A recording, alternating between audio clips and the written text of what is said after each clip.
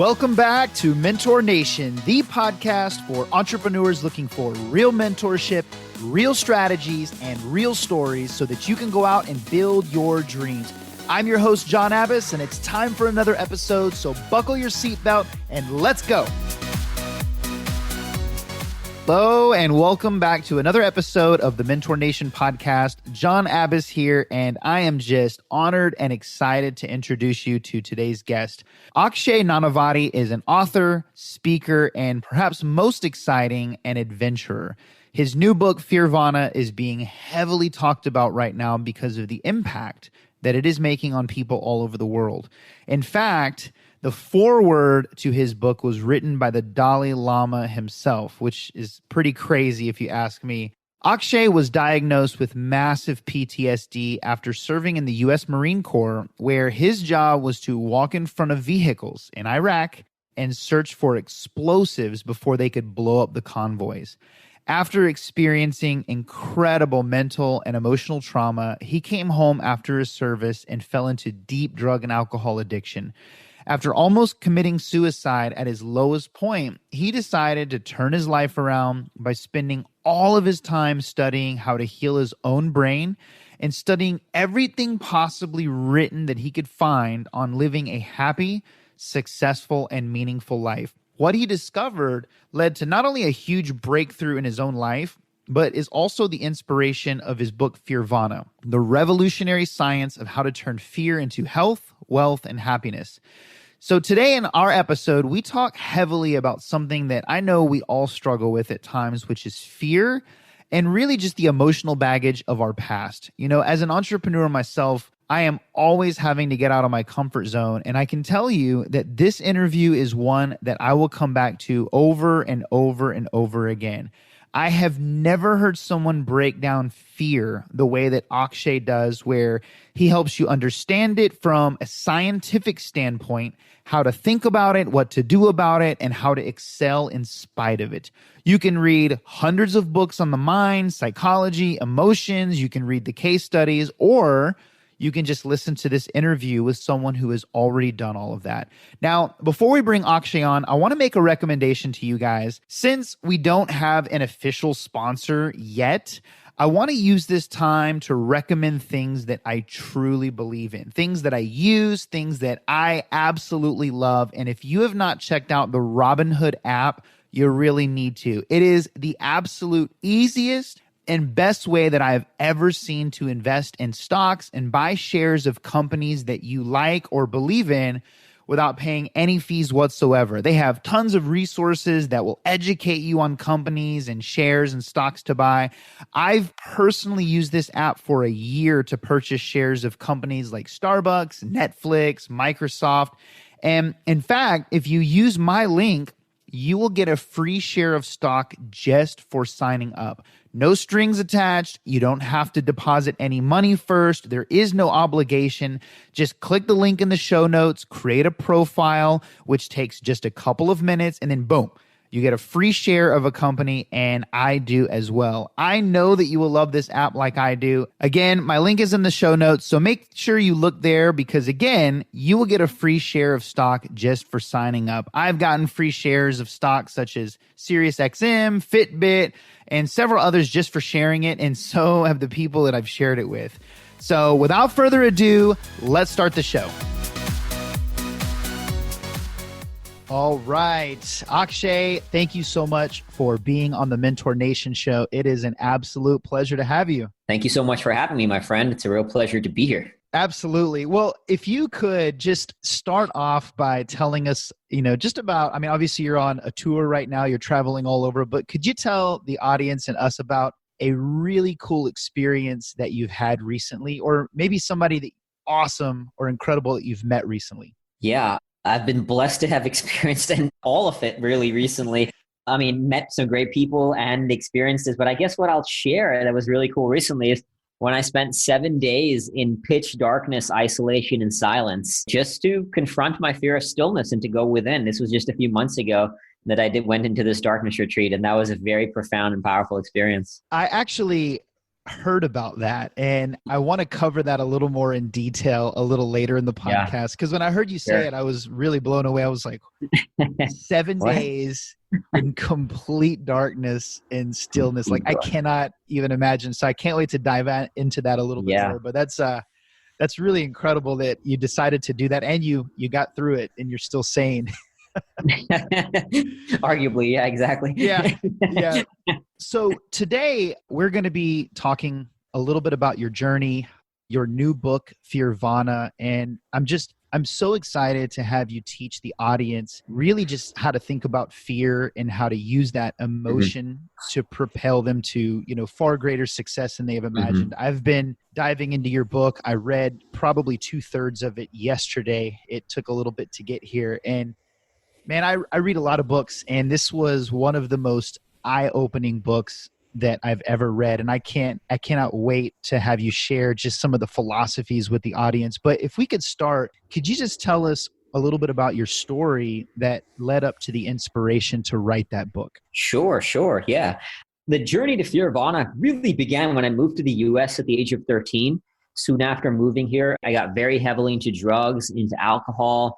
I used to cut myself, burn my arm, do very dangerous things that sometimes I wonder how I made it out and am alive today. But I did lose 2 friends to drug addiction, was kind of headed down that path myself until thankfully one day I watched the movie Black Hawk Down. And that movie was a trigger that changed my life. Almost overnight, I stopped doing drugs, decided to enlist in the Marine Corps, despite 2 doctors told me that Marine Corps boot camp would kill me because of a blood disorder I was born with. And yet I enlisted. I obviously not only survived, but I thrived. And I started to find the value of engaging adversity, the value of doing things that were testing the limitations of the human potential. And so from the Marines, I went mountain climbing, cave diving, ice diving, skydiving. Like nature became my playground to push my own perceived limitations and explore the frontiers of the human experience.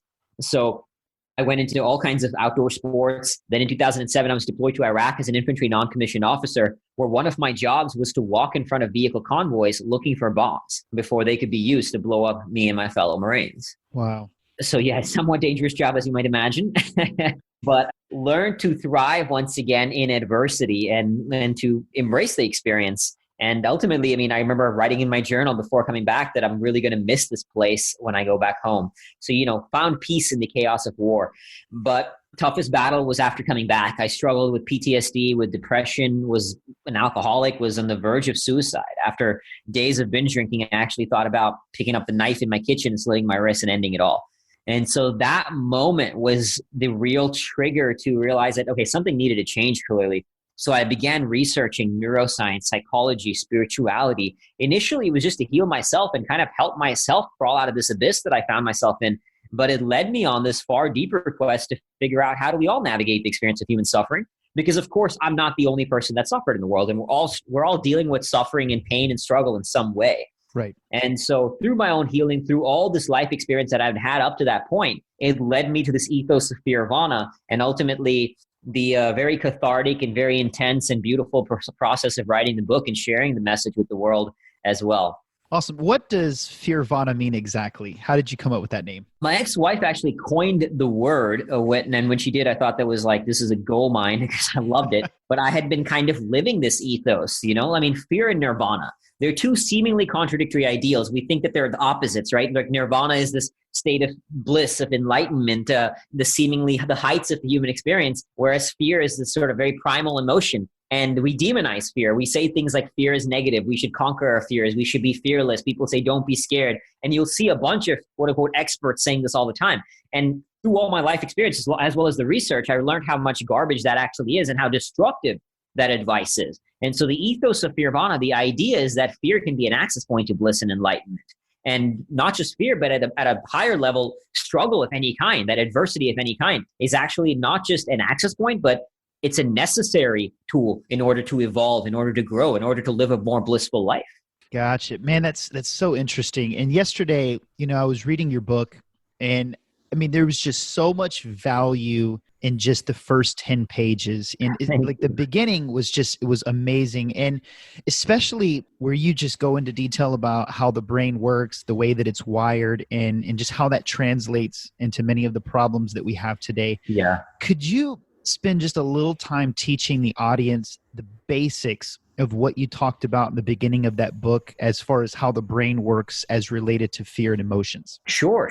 Yeah. Because it's really important to understand that, because this is the machine and how we function. So once we have awareness of it, then we can use it and do something with it to live a better life. Right. So why I say, okay, we demonize fear, right? We say fear is bad, stress is bad, anxiety is bad. But what I came to learn through these experiences and through my research was that neuroscience actually shows that we don't control what first shows up in our brain. So tons of studies have shown this, but like as an example, as a tangible example, if I'm sitting in this room right now and somebody comes in with a gun, my brain will respond with fear. I'm not choosing to say, hey, I am scared. My brain reacts to the external stimuli. And ultimately, most of what we do, how we live our life, is just a conditioned pattern of our subconscious brain and everything that shaped us into who we are today, which is a result of genetics, a life experience, and the way we've reacted and responded and the choices we've made throughout our life, right? So neuroscience has shown that we don't actually control a lot of that.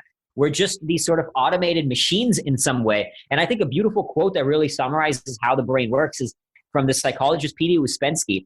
He says, man is a machine, but a very peculiar machine. He is a machine that when recognizing he's a machine can cease to be a machine. And that's a very, very powerful quote. What that essentially means is, as I said, we don't control what most shows up, but simply by accepting the isness of that, the reality of our limitations of our free will, as I call it in the book, The Myth of Free Will, we can then rise above these conditioned patterns to notice them and choose outside of them. So when it comes to fear, this is why it baffled me that it's so demonized, because we don't even control it. I mean, even my post-traumatic stress, for example, when I came back from the war, I was highly vigilant of loud noises. Every time there was a loud noise, I would jump.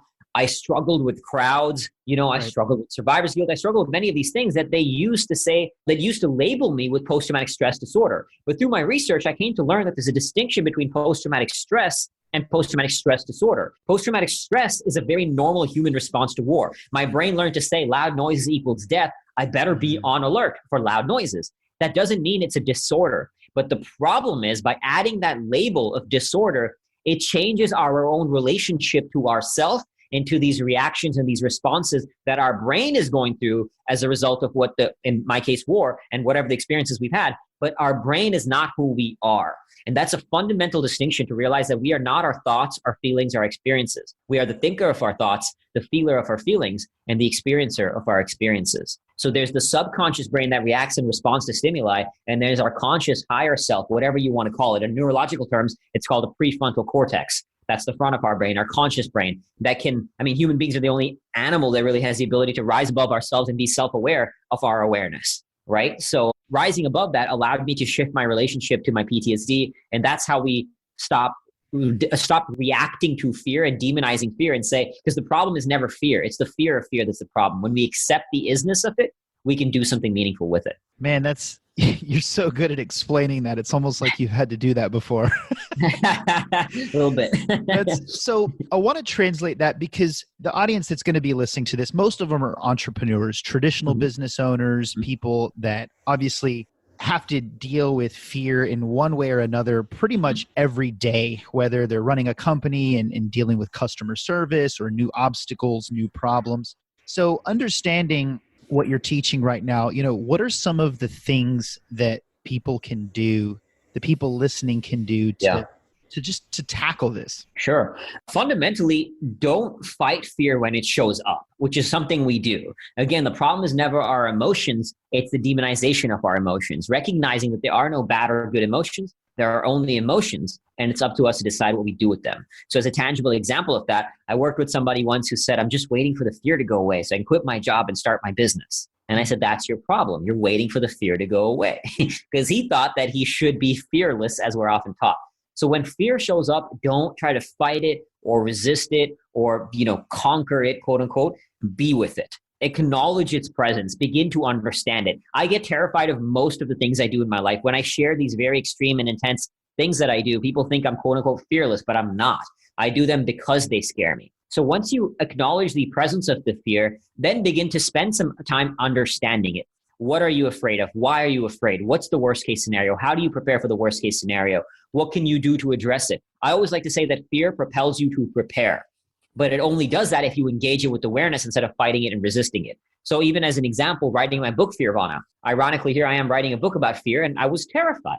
I was terrified that It would be a bad book. People would hate it. People would, think I'm stupid or potentially give me a bad review on Amazon or all that kind of stuff, right? But because I was scared, I ended up studying how do you write a good book. I studied from mentors like mine, like Jack Canfield, Tim Ferriss. I studied how they wrote a good book, how do they market their book, everything about it. And I must have trashed 100,000 words worth of work, literally over 100,000 words worth of work, months of work. But it got me to a book that is now something I'm really proud of. And ultimately, it was worthy of an endorsement from the Dalai Lama. And it's out there making a difference in people's lives. But because I was terrified of writing a bad book, I ended up writing a good book. If I was not scared, I would have just, okay, I'm done. I wrote this book, put it out there, whatever, right? So fear is a good thing. Recognizing that, using it, understanding it, and then getting clear. What's the clarity what's the reward on the other side of that fear? So there's kind of two ways to make the fear work. When we're scared of doing something, right? We're scared of, let's say, fear of failure. You want to, one, acknowledge that it's there, get clear on what's the reward on the other side of that fear, and then reframe it, and also be afraid of consequences. So ultimately, why we do everything is two forces: the need to avoid pain and the desire to gain pleasure, right? So, okay, I'm afraid of failing if I do this thing to build my business. One, let's get clear. What's the reward if I do that thing? What's, the money I make, the impact I make, whatever it may be. Getting clarity on the reward, having immense clarity, because clarity not only gives you purpose of mission, purpose of action, it also gives you something to visualize to. You can visualize yourself on that on the other side of the fear. You also, I believe, must visualize yourself facing the fear. Like, it's not just about visualizing yourself all happy on the beach, walking in, the dream thing, like which is often preached. That's right. Yeah, it's even more valuable to visualize yourself facing the obstacle and moving through it. Like when I run ultra marathons, I know I'm going to suffer. I know I'm going to hit a low moment, and I visualize myself facing that low moment and rising above it. So that's one tool. And the other is being afraid of the consequences, like actually viscerally feeling, what if I don't do this thing? What would that mean for me? What would that mean for my life?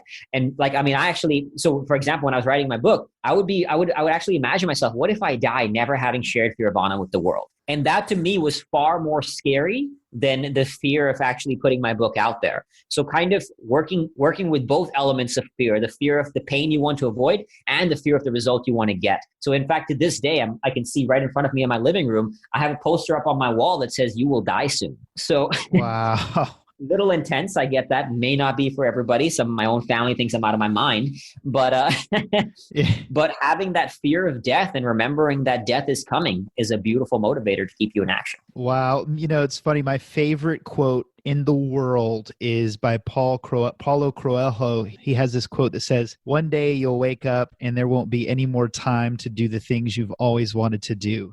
Do it now." Mm-hmm. And that's saying the exact same thing that your quote is. That's really powerful. I look at that quote every day, and I hate to pivot, but I have to ask you this. How in the world did you get the Dalai Lama to write the foreword to your book? Yeah, that was a huge blessing. And I was very honored and humbled to receive that. It was a cold pitch, I reached out to the office there. I found a name and email in the office there that I connected to one monk who connected me to 3 other monks, built a relationship with that monk over 5 months. What I did was I shot a personal video for him, shared my story, what I've been through, and what we're trying to do with Nirvana. All the profits from the book are going to charity, and just the ethos of Nirvana, what we want to build with it.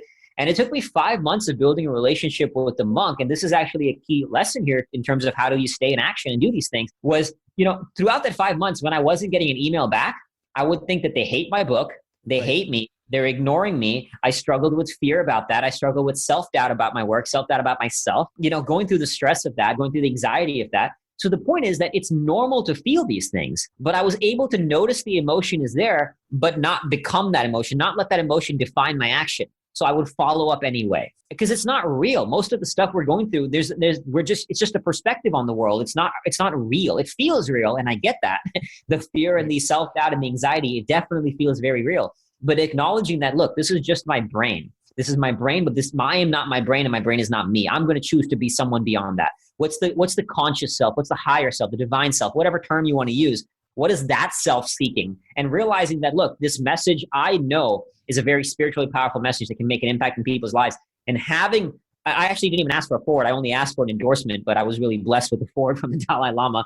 And I mean, as you can imagine, just on a marketing level, that changed everything for the book. For an unknown author with no platform and no audience to get a forward from the Dalai Lama was pretty huge. Man, That's insane. And it's not even just him. Like if you look at the back of your book and in the front pages of your book, you have some of the most respected people in the planet that endorse your book. Did you go through the same process with them as well? For many of them was cold reach. Yeah, some of them, they were like Jack Canfield, for example, who I was very blessed with an endorsement from. I had done a lot of work with him, a lot of his seminars. So he was, I built a relationship with him. Some of them were more similar, just shooting a video, sharing the message, sharing what I'm up to, what my story is, what led to Fearvana. Obviously, the work I put into the book had to be a quality product. So getting endorsements from like Seth Godin, Keith Ferrazzi, Dean Karnassus, Cal Newport, many of them were cold outreach, and I was very grateful and blessed to get their endorsements because these are all people who've touched my life deeply as well and people I greatly admire. So it was very cool. Yeah, that's so cool. So I want to pivot back to, just the philosophy and the principles that you're talking about. There was something that I heard you say that really stood out to me in terms of just really tackling fear. And it's something that I think you call the LMNOP method. Mm-hmm. And I was wondering if you could just share that with the audience really quick, because I think it'd be so helpful for them. Yeah, this is a very, very, very powerful tool, all based on research and neuroscience in neuroscience and psychology on how to manage our emotions and not let ourselves be defined by them. So as you said, the tool is LMNOP. So let's break down each step. L is label. So neuroscience has shown that simply by labeling our emotions, it actually reduces activity in the emotional parts of our brain and increases activity in the part of our brain related to focus and awareness. So what that means is we're no longer being consumed by the emotion, which often happens to us, right? When we get angry, we react to that anger and we become angry, as opposed to noticing and saying, okay, I'm feeling anger, but I don't have to become that anger. I don't have to be defined by that anger. So simply labeling the emotion, I'm scared, I'm feeling angry, whatever the emotion is. And the second part is language. So shifting your body language, where you actually stand up just to shift your language into a more powerful, confident pose. And the research is kind of now a little off in terms of proving this, but I still believe there's value in shifting your body language to feel different, right? So label and language, that's the L. M is the meaning. What is the meaning you are creating to not only the event that's having that emotion respond to that event, but what's the meaning you're creating to the emotion as well? Because what happens is we create meaning to emotions. So some people will say things like, oh, because I feel scared, I'm weak. I've worked with people who felt anxious writing on a computer. So there's two meanings kind of simultaneously happening, right? Subconsciously. One, they're creating a meaning, like in the example of this person who would get anxious from sitting on a computer. One, the meaning was, oh, people will not want to read my work. My work is garbage. Nobody they won't like it. So that causes me anxiety. The second meaning was, because I'm feeling anxious, I am weak. What's wrong with me? I'm pathetic. How can I feel anxious just from sitting on a computer, staring into a computer screen, right? So we're always creating these meanings to the event as well as to our emotional response to that event. So what we're doing in the M step is just getting clear. What is that meaning? And making it kind of bringing it to the forefront of our consciousness. The next step, N. N is when you say, this is not me. This is just my brain. This is I believe, one of the most powerful steps where you're separating yourself from the emotional response. So you're saying, this is not me. This is just my brain. And I am not my brain. My brain is not me. So you're acknowledging that this is not who you choose to be, who you are. O, you opt for a new meaning. So you're changing the meaning to the event as well as to the emotion. So you can start saying like, okay, in this case, again, of this particular example, yes, they might be scared, but hey, I've done all this stuff in my life. This person I was working with had worked with the Pentagon, achieved so much success in their life. So you're recognizing that, oh, I'm actually scared because I care about my message. So you're now reframing the meaning to the anxiety as well. I'm anxious about my message because I care about it. Like in my case, I was scared of writing a bad book because I cared about writing a good book. So you're reframing the meaning to the external stimuli as well as to your emotional response to it. And that's the O part. And finally, P, where you do purposeful action. You take some purposeful action, even if it's for 2 minutes, something different than the conditioned pattern you're used to. So in this case, with this person I was working with who was struggling with anxiety on the computer, I would have him just sit and write for 5 minutes. Even if nothing comes out of because his normal pattern was to run away from the computer screen and sit down and watch TV. Much easier, right? Shut off your mind, numb it to something else where you don't have to think and you don't have to deal with the anxiety. So I would have him be with that emotion, go through these LMNOP and sit there and just stare at the computer screen for 5 minutes and write, just 5 minutes. And then it would be 10 and then so on and so forth. But what you're doing is you're reversing the habit. You're building a new habit. This tool is really powerful to essentially build habits. And the final part of the P, so there's two parts, purpose and preemptive strikes. What you do is you preemptively prepare for obstacles you know will show up. So if he knew that every time I get on my computer, I'm going to feel anxious, you preemptively prepare for that. You know, hey, I'm going to go through this process. And I do this all the time. Like as another example of preemptively preparing, one day I had 2 back-to-back client calls in the morning and I hadn't slept much the night before. And I had a run plan right after that. So I did my client calls with my running shoes on, with my running gear on. So I made it as psychologically easy as possible to step out the door. So otherwise, my brain would easily go back to like wanting to go back to sleep, wanting to go take a nap, right? We're always going to go to the easiest course of action. That's just how we're wired. Our brain is naturally lazy.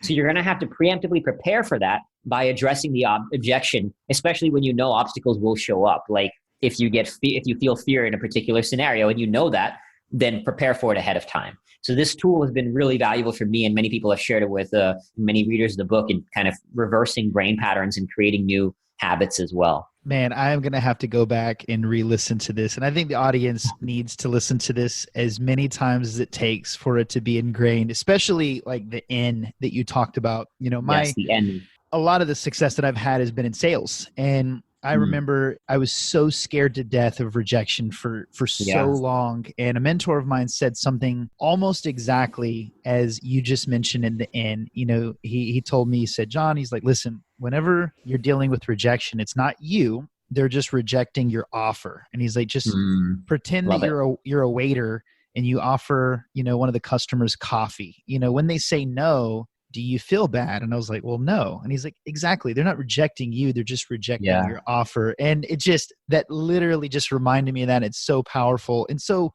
I just have a couple more questions just along these lines. So I wanted to go through just kind of a practical method. And obviously, you know, when you went through this process, you know, of enlightenment, you know, it took years of experiment, probably took you tons of failures and pivots to just realize what you know now. But I wanted to ask you, you know, knowing what you know right now, if you were to have to go back in time to the day after that 5-day binge, when you were at your lowest point, knowing what you know now, what would be the first 3 things that you would do? Great question. Fundamentally, it took me a little while to get there. But when I was coming out of this from the brink of suicide, is separating myself from the realness of what that experience felt like. Because, I mean, it touches on exactly what you said, what your mentor shared with you about rejection. The problem is we make it mean that something about ourselves, we attach our self-identity to these things, right? To these experiences, to these emotions, to these thoughts. And that's what I was. I believed I was this horrible, terrible, scummy human being that was drinking himself to death. And that was who I was. That was not just a pattern. It was not just a thought. It was not just an experience. It was my self-identity. So releasing the self-identity to these experiences and recognizing that's not who I am would be step 1. Like, I'm not my thoughts. I'm not my feelings. I'm not my experiences. I'm the thinker of my thoughts, the feeler of my feelings, and the experiencer of my experiences. So separating that will be fundamental. It took me a little while to get there, but had I gotten there sooner, I think it would have helped me transform. And that's hard to do because it is hard to do. And I get that because it's going to feel real. It's going to feel very real, but you have to acknowledge this is not who I am. Like, I've worked with people with mental health who will say things like, I am depressed or I have depression. Watch yourself, even those language patterns. Never say things like that. Like, I don't say I have PTSD. I was diagnosed with PTSD. That doesn't mean I have it. That's not me. You know, I don't even ever say that label that I'm an alcoholic. Why would I choose to label my self-identity that? That's a part of my brain goes through stuff. That's a pattern, but that's not me, right? So releasing the self-identity, releasing the label, just saying things like, my brain goes through a state of depression, but I am not my brain and my brain is not me. So releasing that would be number 1. And then channeling it. Like, the biggest thing I see even when it comes to addiction is people will get out of an addiction. And why I've lost friends to addiction when they relapsed is because you have to fill that void with something. And it's not just with addiction, even in life. Like, having purpose, having meaning to our life is everything. Viktor Frankl, one of the most powerful books of all time, wrote Man's Search for Meaning.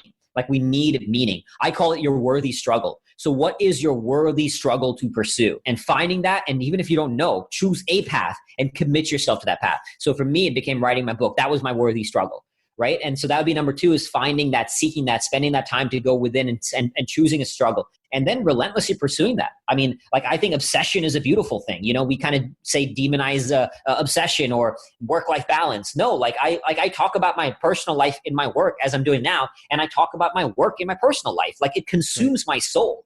So relentlessly pursuing that worthy struggle with every fiber of your being and committing your entire soul to it Like live, breathe, and sleep your message. I have dreams about the stuff that I'm doing sometimes because they're so exciting and terrifying, many of the things that I pursue. That would be it. Like releasing the isness of realizing that you are not your thoughts, your feelings and experiences, choosing who you want to be instead, because I don't believe there's a self to find. There's only a self to create. So realizing, who do I want to create? Who do I want to become? What do I want to create? Choosing a path, having clarity on a path. Clarity is everything. One of my mentors, Jack Canfield, has said that clarity is the biggest reason, like that the biggest difference that separates successful people from those who aren't successful is having clarity of purpose, clarity of outcome, clarity of mission. So having that clarity and then committing yourself entirely to that path with taking responsibility for everything. So not blaming the world, not blaming the other things. Look, there's circumstances in life. I get it. I fully get it. We can't always control circumstances, but we can always control our attitude in response to those circumstances. So taking that responsibility for your world and how it looks like, and you get to control that. Man, this is so good. And I want to quote me if I'm right. Like you said that if somebody is listening here and maybe they're having trouble figuring out like what that worthy struggle is, writing a book or making a movie. Yeah. I think I heard you say that one of the best things that you can do, or one of the best worthy struggles that you can choose to start off, is exercise. Is that right? Yes. Exercise is one of the most powerful things you can do. And on a neurological level, it's been shown it helps rewire the brain. One neuroscientist calls it miracle growth for the brain. Another neuroscientist said if they could put the effects of exercise into a pill, it'd be the best-selling pill of all time. So on a neurological level, it's a game changer for your brain. On a spiritual level, it's transformational for your spiritual evolution.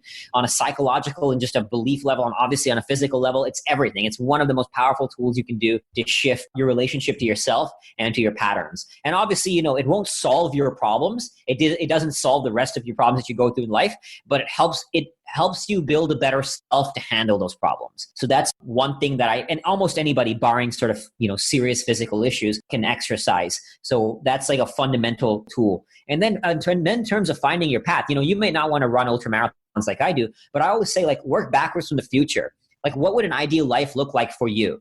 For me, it's doing intense things in extreme environments. That might not be for you. Some people might want to sit at home and be with their family. That's great. Like there's no right or wrong about it, but having clarity of what your ideal dream life looks like for you. So you got to spend some time being still. In today's world, we're so distracted, right? So distracted from ourselves.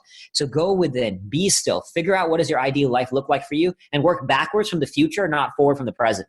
And then find out, okay, what are jobs? What are pathways to get to that ideal life? And then start working from there and start choosing like, okay, this will get me there. And once it might not be the right path. My path has changed. Only now do I have exact clarity on who I want to be. But know that whatever path you choose, commit yourself to it. And along the way, even if it changes, you're going to learn a lot. I mean, at one point I wanted to go career military. That changed, but I have no regrets. Some people know their path earlier on. Great if you do. It's okay if you don't. It's all good.